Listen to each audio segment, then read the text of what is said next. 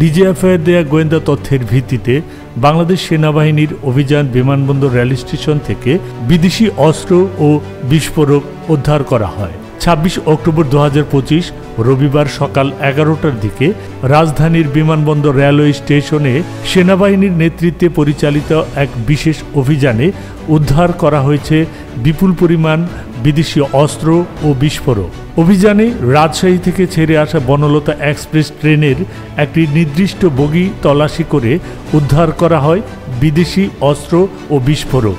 এর মধ্যে পাওয়া যায় ৮টি বিদেশি পিস্তল, ১৬টি ম্যাগাজিন, ২৬ রাউন্ড গুলি, ২.২৯ কেজি গান পাউডার, ২.২৩ কেজি প্লাস্টিক বিস্ফোরক।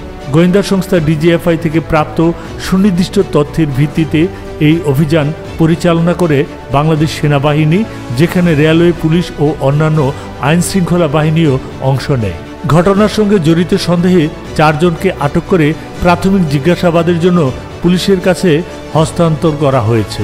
আইএসপিআর এক সংবাদ বিজ্ঞপ্তিতে জানিয়েছেন, বাংলাদেশ সেনাবাহিনী জননিরাপত্তা, আইনশৃঙ্খলা ও জাতীয় নিরাপত্তা রক্ষায় সর্বদা অঙ্গীকারবদ্ধ। সন্ত্রাস, নাশকতা ও অপরাধ দমনে এ ধরনের সমন্বিত অভিযান ভবিষ্যতেও অব্যাহত থাকবে। Desk report, Mymensingh explore.